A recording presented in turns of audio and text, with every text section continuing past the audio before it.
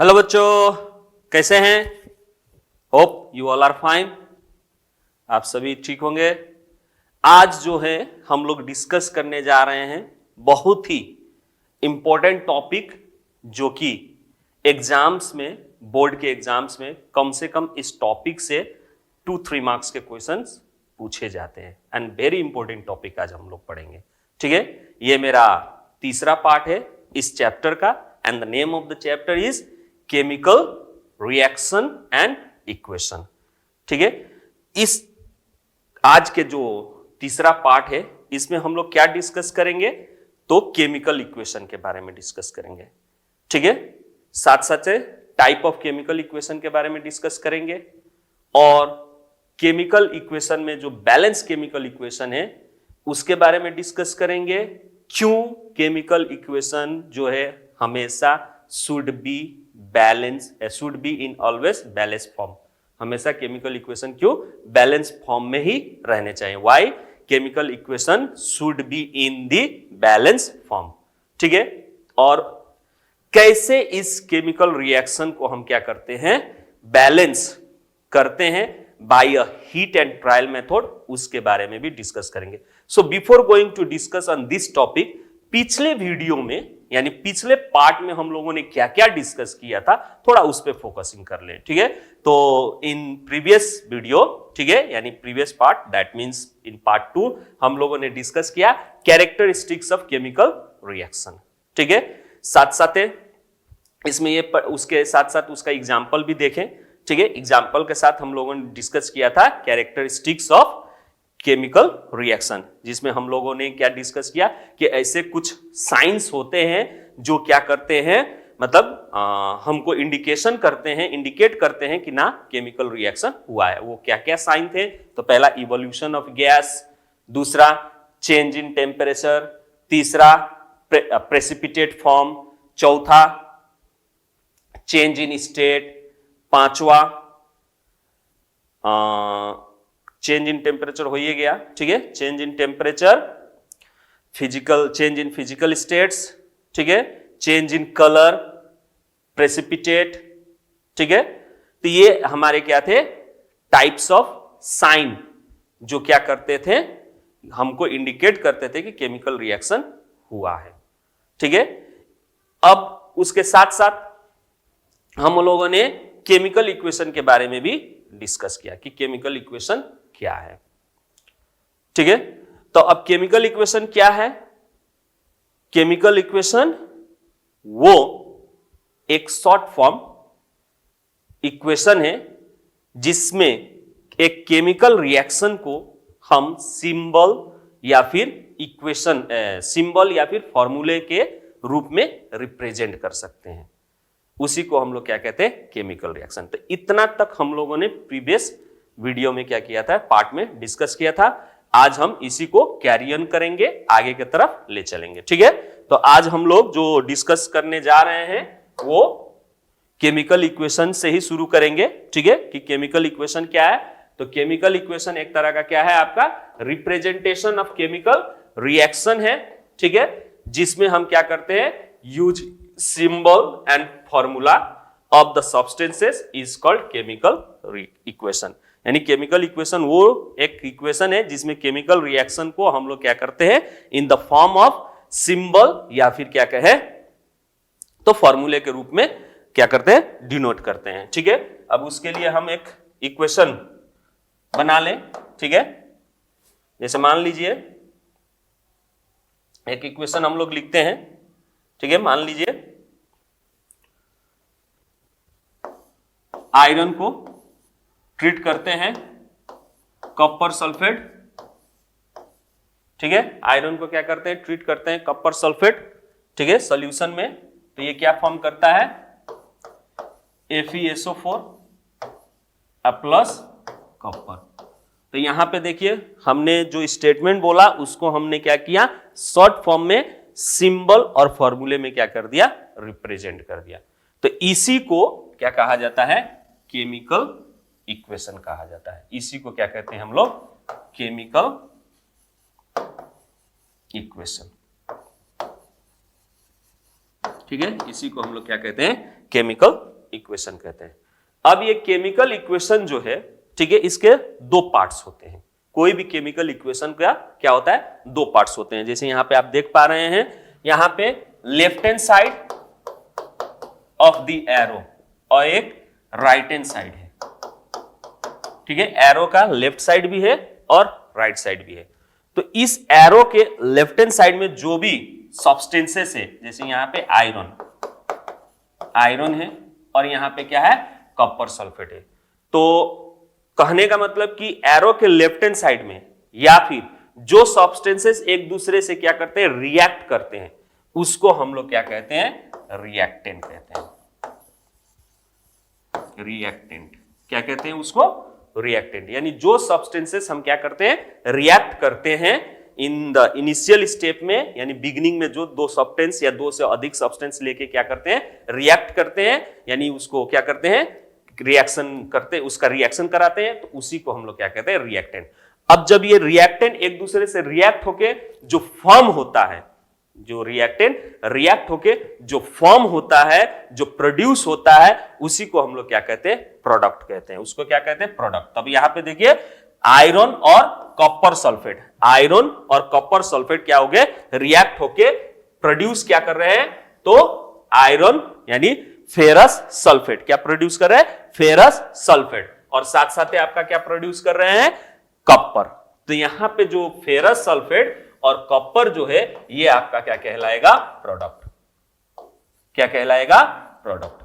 ठीक है, तो यहां पे आपको ये क्लियर हुआ कि कोई भी केमिकल इक्वेशन के दो पार्ट्स होते हैं। ठीक है, केमिकल इक्वेशन जो लिखा जाता है दो पार्ट्स में लिखा जाता है, एक रिएक्टेंट फॉर्म, रिएक्टेंट पार्ट कहा जाता है, एक प्रोडक्ट पार्ट कहा जाता है। ठीक है, इन दोनों को अलग जो करता है, रिएक्टेंट और प्रोडक्ट को, ठीक है, रिएक्टेंट और प्रोडक्ट को सेपरेट करता है रिएक्टेंट, ठीक है, और प्रोडक्ट को सेपरेट करता है एक एरो। ठीक है, रिएक्टेंट को और प्रोडक्ट को सेपरेट कौन करता है, एरो। ठीक है, यानी केमिकल इक्वेशन इस तरह के फॉर्म में लिखा जाता है, रिएक्टेंट और प्रोडक्ट। ठीक है, अब जितने भी रिएक्टेंट हो, एक भी हो सकता है, सिंगल रिएक्टेंट भी हो सकता है, या एक से ज्यादा भी हो सकता है। तो जो भी रिएक्टेंट है, उस रिएक्टेंट को हम लोग क्या करेंगे, प्लस प्लस करेंगे। यानी जितने भी रिएक्टेंट होते हैं, सभी रिएक्टेंट को लिख के उनके बीच में प्लस साइन लिख देते हैं। जैसे मान लीजिए कि अभी हम लोगों ने इससे पहले डिस्कस किया कि आयरन जो है कॉपर सल्फेट से क्या किया, रिएक्ट किया। ठीक है, तो आयरन सिंबल फॉर्म में, कॉपर सल्फेट CuSO4, ये हमारे रिएक्टेंट है। अब इसको हम मिला रहे हैं, इसीलिए इसको हम क्या करेंगे, प्लस। तो ये मेरा कितना क्या हो गया, रिएक्टेंट हो गया। ये मेरा क्या हो गया, रिएक्टेंट हो गया। ठीक है, अब रिएक्शन हो रहा है तो प्रोडक्ट फॉर्म होता है। ये रिएक्शन होगा तो इसके साथ कोई चीज फॉर्म होगा, न्यू सब्सटेंस फॉर्म होगा, जिसको हम लोग क्या कहते हैं, उसी के कारण इसको हम लोग केमिकल रिएक्शन या केमिकल चेंज पढ़ रहे हैं। ठीक है, तो न्यू चीज फॉर्म होता है। वो न्यू चीज क्या फॉर्म होता है, तो वो यहां हम लोग लिखेंगे, ठीक है, FeSO4, ठीक है, अब प्लस Cu, ये न्यू चीज फॉर्म हुआ। ठीक है, इसी न्यू चीज को क्या कहा जाता है, प्रोडक्ट कहा जाता है। ठीक है, इसी न्यू चीज को हम लोग क्या कहते हैं, प्रोडक्ट कहते हैं। और ये रिएक्टेंट और प्रोडक्ट जो है एक दूसरे से एक एरो से क्या रहते हैं, सेपरेट रहते हैं। ठीक है, तो अब ये फुल लिखा गया। ठीक है, इसी को हम लोग क्या कहते हैं, केमिकल इक्वेशन। इसी को हम लोग क्या कहते हैं, केमिकल इक्वेशन। ठीक है, तो सब लोग समझ गए होंगे केमिकल इक्वेशन क्या है। यानी सिंबल और फॉर्मूला के रूप में कोई भी रिएक्शन को हम लोग लिखे, उसको हम लोग क्या कहते हैं, केमिकल इक्वेशन। ठीक है, इसके दो पार्ट होते हैं, रिएक्टेंट एंड प्रोडक्ट। रिएक्टेंट मतलब जो चीज, जो सब्सटेंसेस रिएक्ट हो रहे हैं इनिशियली, उसको रिएक्टेंट कहते हैं। अब वो रिएक्ट होने के बाद क्या प्रोड्यूस हो रहा है, प्रोडक्ट क्या फॉर्म हो रहा है, उसी को हम लोग क्या कहते हैं, प्रोडक्ट कहते हैं। क्लियर नाउ, अब आगे बढ़ते हैं हम लोग। ठीक है, types of chemical reaction. Chemical reaction के टाइप्स क्या होते हैं। ठीक है, तो आप केमिकल रिएक्शन को दो भाग में, ठीक है, दो टाइप्स में इसको क्या कर सकते हैं, लिख सकते हैं। कोई भी केमिकल रिएक्शन को दो तरीके से लिख सकते हैं, ठीक है। एक in the form of word, एक वर्ड फॉर्म में, ठीक है, एक वर्ड फॉर्म में जिसको हम लोग क्या कहते हैं, वर्ड इक्वेशन, केमिकल वर्ड, ठीक है, वर्ड केमिकल इक्वेशन लिख दें, केमिकल इक्वेशन, ठीक है। यानी कोई भी केमिकल रिएक्शन को हम वर्ड फॉर्म में या फिर वर्ड केमिकल रिएक्शन फॉर्म में लिख सकते हैं। और दूसरा सिंपल स्केलेटल या फिर हम उसको सिंपल केमिकल इक्वेशन भी कह सकते हैं। केमिकल इक्वेशन यानी इसका मतलब हुआ कि आप इसको क्या करेंगे, कोई भी केमिकल रिएक्शन को सिंबल फॉर्म में लिखेंगे या फिर फॉर्मूला के रूप में लिखेंगे। तो ये दो तरह से हम क्या कर सकते हैं, कोई भी केमिकल रिएक्शन को, स्टेटमेंट को क्या कर सकते हैं, लिख सकते हैं। जैसे एग्जांपल में अभी हमने बोला कि iron, when iron react with copper sulphate form ferrous sulphate and copper, ठीक है, फेरस सल्फेट एंड कॉपर। या फिर हम दूसरा कोई एक एग्जांपल ले लें, बार बार उसी एग्जांपल को नहीं, when hydrogen react with oxygen क्या फॉर्म होता है, क्या फॉर्म होता है, वाटर फॉर्म होता है। या फिर when calcium oxide react with water form calcium hydroxide. जैसे मान लीजिए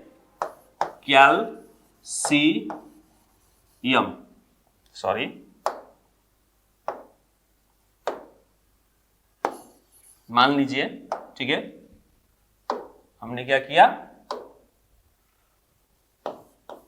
कैल्शियम ऑक्साइड, जिसको क्विक लाइम भी कहा जाता है, ठीक है, calcium oxide react with water plus water, ठीक है, गिव्स कैल्शियम हाइड्रोक्साइड। ये स्टेटमेंट है, ठीक है। उसी स्टेटमेंट को हमने इस तरह से वर्ड में लिख रहे हैं, ठीक है, कैल्शियम,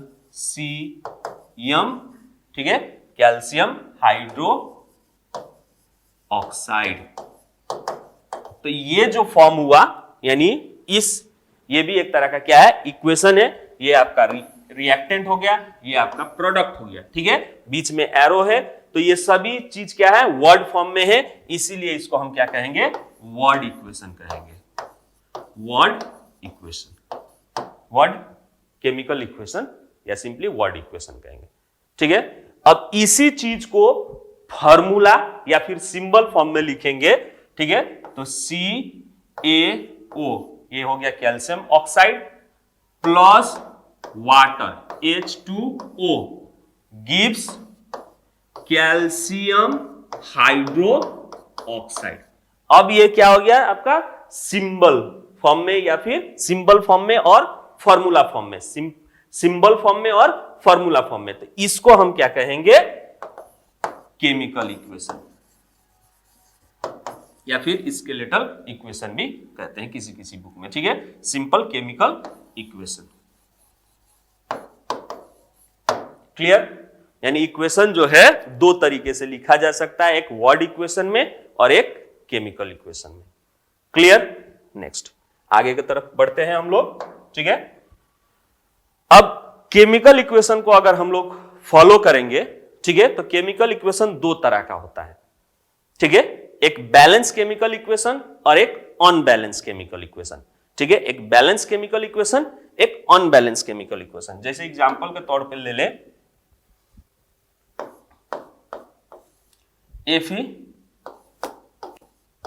FeSO4, सॉरी,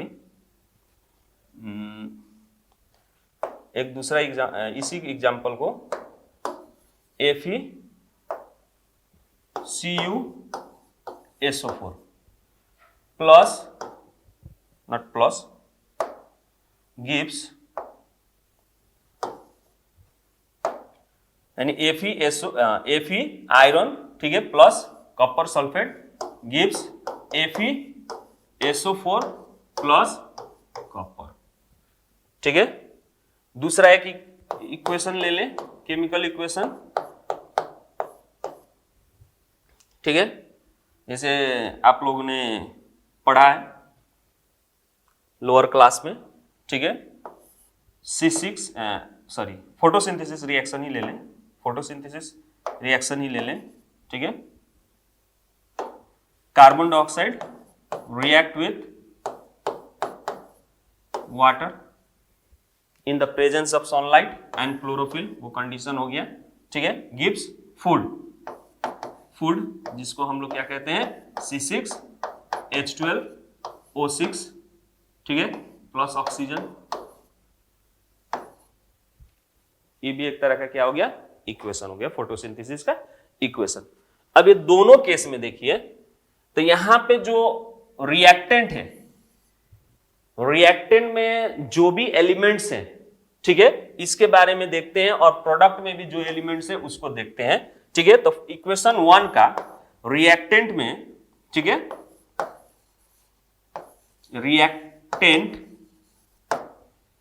रिएक्टेंट में आपका क्या है, एलिमेंट आयरन है, कॉपर है और सल्फर है और ऑक्सीजन है रिएक्टेंट में। उसी तरह प्रोडक्ट में भी देखिए, प्रोडक्ट में भी आपका क्या है, आयरन है, कॉपर है, सल्फर है, ऑक्सीजन है, सेम है, ठीक है। उसके बाद से अभी कितने कितने ये देख लें, तो इसमें भी 1 है आयरन, कॉपर 1 है, सल्फर 1 है, ऑक्सीजन 4 है, नंबर ऑफ एलिमेंट्स। उसी तरह नंबर ऑफ एलिमेंट्स प्रोडक्ट के भी आयरन 1 है, कॉपर 1 है, सल्फर 1 है और ऑक्सीजन 4 है।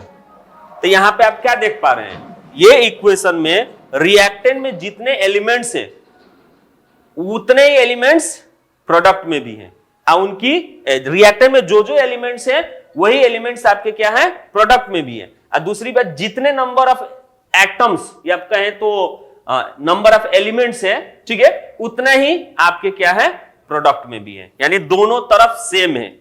इस तरह का एक इक्वेशन, तो जो भी इक्वेशन इस फॉर्म में होता है उसको हम लोग क्या कहते हैं, बैलेंस्ड इक्वेशन। यानी जिस इक्वेशन में, केमिकल इक्वेशन में नंबर ऑफ एलिमेंट्स प्रेजेंट होते हैं इन रिएक्टेंट, अब वो हमेशा मतलब इन रिएक्टेंट अब वो क्या हो, equal to the number of elements present in product, दोनों अगर सेम हो वो आपके क्या कहलाएंगे, बैलेंस्ड केमिकल इक्वेशन। उसी तरह इस केस में देखिए, सेकेंड केस के रिएक्टेंट में, ठीक है, सेकेंड केस के रिएक्टेंट में आपके क्या है, कार्बन है, ऑक्सीजन है और हाइड्रोजन है, यही 3 एलिमेंट्स है। अब कार्बन कितने हैं, तो 1 है। ऑक्सीजन कितने हैं, तो यहां पे 2 ठो और यहां पे 1, यानी 2 और 1 3। हाइड्रोजन कितने हैं, तो यहां पे 2। ये रिएक्टेंट का बात हो गया। उसी तरह प्रोडक्ट में जाइए तो कार्बन ही है, हाइड्रोजन ही है और ऑक्सीजन ही है, 3 ही एलिमेंट है प्रोडक्ट में भी। अब उसका नंबर देखिए, तो कार्बन C6 यानी 6 कार्बन है, हाइड्रोजन 12 है और ऑक्सीजन 6 यहां और 2 यहां, 8 है। तो रिएक्टेंट में जो नंबर ऑफ एलिमेंट्स है और जो प्रोडक्ट में जो नंबर ऑफ एलिमेंट्स है, टोटल क्या है, दोनों में क्या है, ये डिफरेंस है, यानी इक्वल नहीं है। The number of elements which are present in reactant are not same the number of the elements present in the product. तो इस तरह का अगर कोई भी इक्वेशन है, केमिकल इक्वेशन, तो उसको हम लोग क्या कहते हैं, अनबैलेंस्ड केमिकल इक्वेशन। उसको अब हम क्या कहेंगे, unbalanced chemical equation.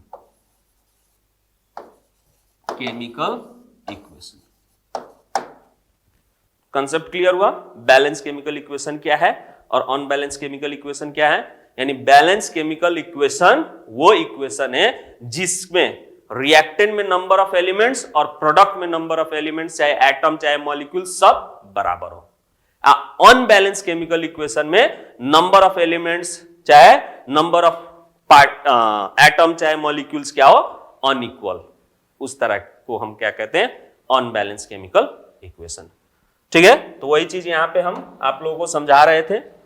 Balance of chemical equation यानी if the number of atoms of each elements present in reactant is not equal to the number of atom of each elements present in the product, then that type of chemical reaction is called unbalanced chemical equation. जैसे यहां पे एक example भी दिखा रहे हैं, जब iron को वाटर के साथ ट्रीट करिएगा तो क्या फॉर्म होगा, फेरस ऑक्साइड, आयरन ऑक्साइड, यानी ये रस्ट का फॉर्मूला है, प्लस हाइड्रोजन गैस।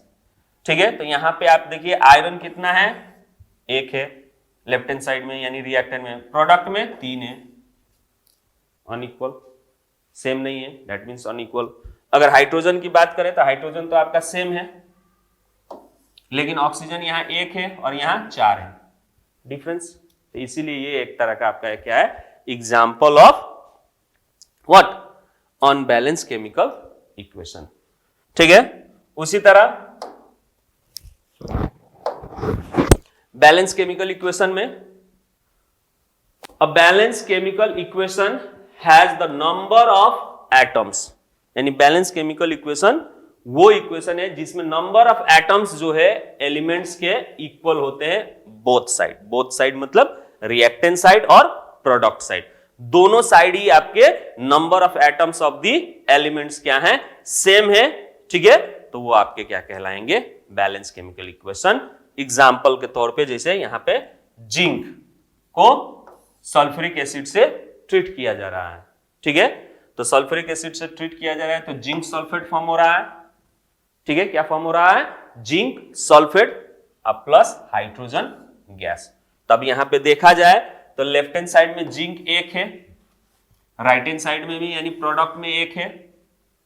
ठीक है, उसके बाद से हाइड्रोजन आपके कितने हैं, 2 ठो हैं, इसमें 2 ठो हैं, तो हाइड्रोजन तो सेम है, लेकिन हाइड्रोजन तो सेम है, जिंक भी आपके सेम है। उसी तरह सल्फर की बात करें तो सल्फर भी यहां पे आपका क्या है, सेम है, 1-1। ऑक्सीजन की बात करें तो यहां पे ऑक्सीजन भी 4 है, यहां पे भी ऑक्सीजन 4 है। यानी कहने का मतलब जितने भी एटम्स यहां पे रिएक्टेंट में हैं, उस सभी एटम्स आपके क्या हैं, प्रोडक्ट में भी उतने ही हैं। तो अगर इस तरह का कोई भी केमिकल इक्वेशन आपको दिखाई देता है तो that chemical equation is known as balanced chemical equation.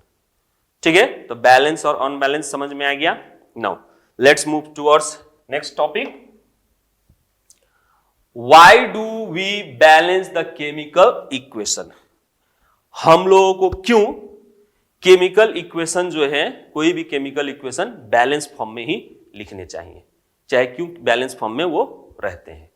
अब जितने भी हायर क्लासेस में आप जाइएगा, ठीक है, और वहां पे कोई भी बुक में, केमिस्ट्री के बुक में कहीं पे भी आपको केमिकल इक्वेशन दिखाई देंगे तो हमेशा बैलेंस फॉर्म में ही दिखाई देंगे, अनबैलेंस फॉर्म में नहीं दिखाई देंगे। क्यों? तो आप लोगों ने क्लास 9th में एक लॉ पढ़ा था, लॉ ऑफ कंजर्वेशन ऑफ मास, याद होगा। ठीक है, वो लॉ क्या कहता है? तो वो लॉ यह कहता है कि mass neither be created nor be destroy. ना तो आप मास को क्रिएट कर सकते हैं, ना ही डिस्ट्रॉय कर सकते हैं। ठीक है, तो अब कोई भी केमिकल रिएक्शन होता है तो जो भी चीज रिएक्ट होता है, ठीक है, तो उसका जो मास है वो मास हमेशा क्या होता है, सेम होता है। प्रोडक्ट भले नया फॉर्म में चेंज हो जाए, ठीक है, वन फॉर्म से दूसरे फॉर्म में चेंज हो जाए, लेकिन जो मास है वो मास हमेशा सेम होगा। यानी कहने का मतलब कि अगर आप कोई चीज मिला रहे हैं, 1 किलो 2 किलो मिला रहे हैं, कोई जैसे जिंक 1 किलो ले लिए, सल्फ्यूरिक एसिड आपने मतलब एग्जाम्पल के तौर पे, ठीक है, 2 किलो ले रही है, तो जिंक 1 किलो और सल्फ्यूरिक एसिड आपने क्या किया, 2 किलो लिया, मिलाएं, रिएक्शन टेक प्लेस हुआ, क्योंकि जिंक और सल्फ्यूरिक एसिड रिएक्ट होके क्या बनेगा, जिंक सल्फेट और हाइड्रोजन गैस। तो यहां पे जो जिंक सल्फेट और हाइड्रोजन गैस फॉर्म हो रहे हैं, उनका टोटल मास कितना होना चाहिए, 3 किलो। कितना? 3 किलो, क्योंकि रिएक्टेंट कितना है, 3 किलो। यानी रिएक्टेंट का जो मास है वो मास कभी भी क्या नहीं होगा, डिस्ट्रॉय नहीं होगा, भले एक फॉर्म से दूसरे फॉर्म में क्या हो जाए, चेंज हो जाए। ठीक है, तो ये हमारा क्या कहता है, लॉ ऑफ कंजर्वेशन ऑफ मास कहता है। ये हमेशा वैलिड है, पूरे यूनिवर्स में क्या है, वैलिड है लॉ ऑफ कंजर्वेशन ऑफ मास। तो उसके तहत अगर कोई भी केमिकल रिएक्शन हो रहा है तो वो यही शो करता है, इस चीज को फॉलो करता है, इस लॉ को फॉलो करता है। तो अब इस लॉ को फॉलो करता है तो ऑब्वियसली हम अगर कोई केमिकल रिएक्शन लिख रहे हैं तो उस लॉ के मुताबिक लिखना होगा, ठीक है, नहीं तो हमारा केमिकल रिएक्शन क्या होगा, इनकम्प्लीट होगा, ठीक है। उससे हमें यह अंदाजा नहीं मिलेगा कि यह सही है कि नहीं है, कि और कोई प्रोडक्ट फॉर्म होने वाला है या फिर और कहीं प्रोडक्ट फॉर्म होने वाला है। जैसे इस बात का हम एग्जांपल के तौर पे आपको समझा रहे हैं, मान लीजिए जिंक, ठीक है, जैसे मान लीजिए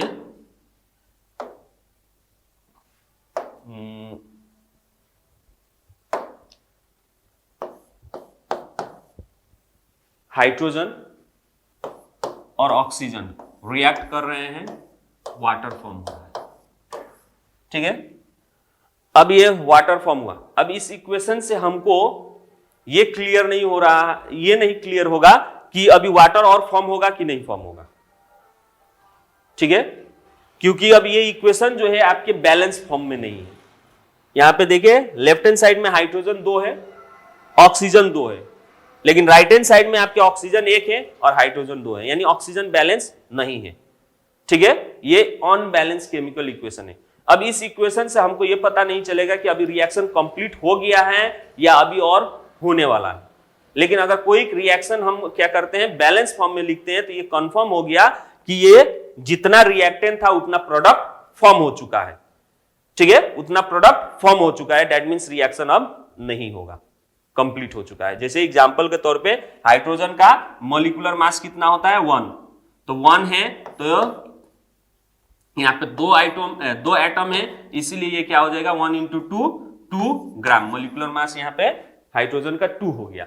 ऑक्सीजन का 1 का 16 होता है, ठीक है, तो 2 है, तो यहाँ पे क्या हो जाएगा 32 ग्राम, ठीक है। तो 16 32 और 2 कितना हो गया 34। रिएक्टेंट में मास कितना है, रिएक्टेंट का 34 ग्राम, ठीक है। अब यहां पे जाएं, प्रोडक्ट में वाटर को देखें तो वाटर कितने हैं आपके, ठीक है, यहां पे वाटर कितने हैं, तो 7।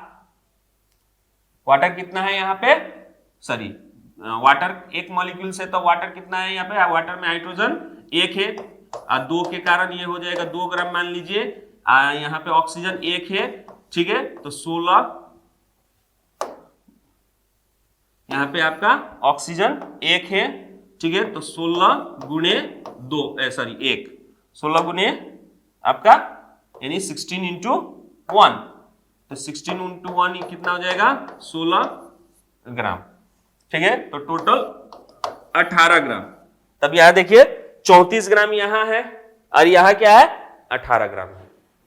तो इससे क्या पता चल रहा है, रिएक्शन कंप्लीट नहीं हुआ है, अभी होगा, क्या फॉर्म होगा क्या नहीं फॉर्म होगा, ठीक है। लेकिन वही अगर बैलेंस फॉर्म में लिखते हैं, अब इसको बैलेंस कर देते हैं, तो मान लीजिए हाइड्रोजन 2 है, हाइड्रोजन यहाँ पे मेरा 2 है, बैलेंस है, लेकिन ऑक्सीजन अनबैलेंस है, तो ऑक्सीजन को बैलेंस करने के लिए अगर हम यहाँ पे 2 लिखते हैं, अब ये कैसे करते हैं इस नेक्स्ट टॉपिक में हम लोग डिस्कस करेंगे, बैलेंस कैसे करते हैं, बस यहाँ पे हम बैलेंस करके दिखा रहे हैं, ठीक है। ऑक्सीजन को बैलेंस करने के यहाँ पर 2 लिख दिए, तो मेरा ऑक्सीजन 2 हो गया, लेकिन हाइड्रोजन अब क्या हो गया 4, यहाँ पे मेरा क्या है हाइड्रोजन 2 ही है, तब इसको फिर 4 करने के लिए यहाँ 2 लिख दिए, ठीक है, तो हाइड्रोजन भी 4 हो गया, ऑक्सीजन 2, अब इसके कारण हाइड्रोजन 4 हो गया, ऑक्सीजन 2। अब इनका हम क्या निकाले, मॉलिक्यूलर मास निकाले, तो यहाँ पे हाइड्रोजन 4 है, तो 4 ग्राम, क्योंकि 4 गुने 1, यहाँ पे 16 दूनी 32, ठीक है, ग्राम, इक्वल टू कितना हो जाएगा 36 ग्राम।